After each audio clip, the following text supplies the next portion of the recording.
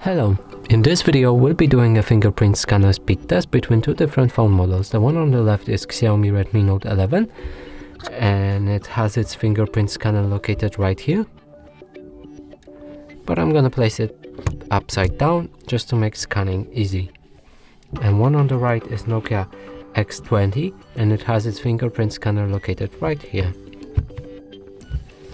So let's get to the testing.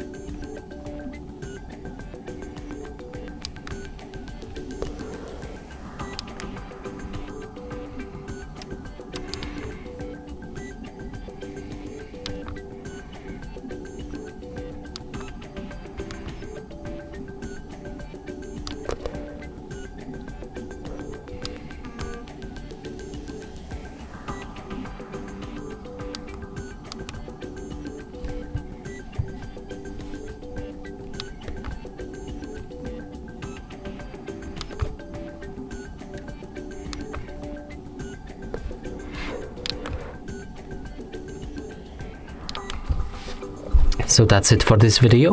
Hope you like it. Please consider subscribing to our channel, leave a like and a comment below.